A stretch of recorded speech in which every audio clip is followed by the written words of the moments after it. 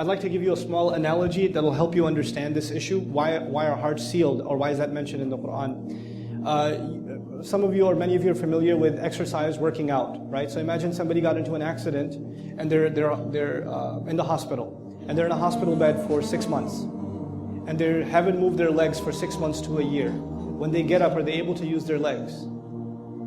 No, probably they tip over like that.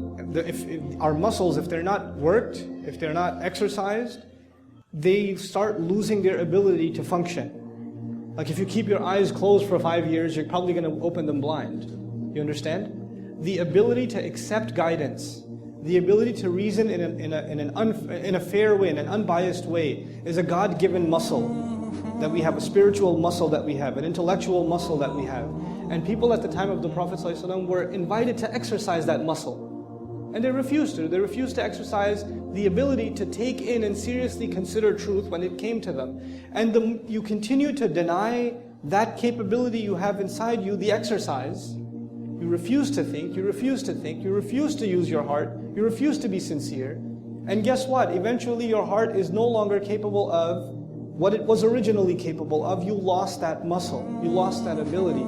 And that is an analogous way of explaining what does it mean when a heart is sealed.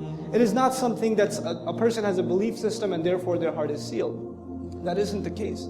An atheist could be atheist for philosophical reasons or for psychological reasons. And we don't know what's going on inside somebody's heart.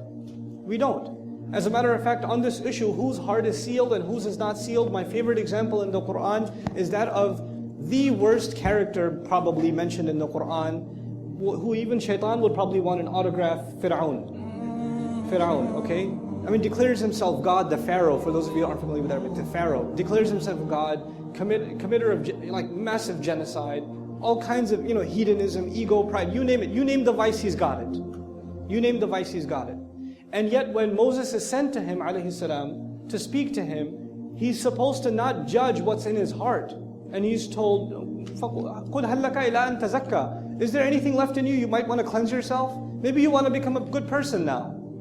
Maybe even you can change. Killer of babies, even you can change. I mean, you would think, if you think of heartless, you think of a murderer, and the murderer of children? I mean, it's beyond imagination. And yet his heart is not condemned yet. Even he's given the opportunity. So the idea of hearts being sealed, the final bit on this answer, the idea of people's hearts being sealed is not something you and I have privy to. We do not have access to know whose heart is sealed and whose isn't. And thank God for that. We don't. And using that term and that label, carelessly is actually blasphemous in my opinion. Allah speaks from the position of master, and He can say about a person's heart what He can. I can't say that because I'm not God. He is. He can talk like that. Just because He speaks with authority doesn't give me the same authority. It actually helps me recognize His authority even more. So when He is angry with a group of people, that doesn't translate into you should be angry at them. You have to understand this point. And I know you should move on, but this point needs to be understood.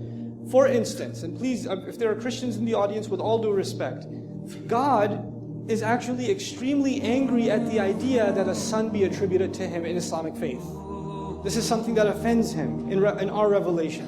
And in Surah Maryam, it comes to its climax. تَكَادُ السَّمَاوَاتُ وَالْأَرْضِ يَتَفَطَّرْنَ. The skies and the earth are about to tear open when it's said that the most merciful, the loving, has taken a son. So He's extremely angry, bottom line, in the Quran, at who apparently?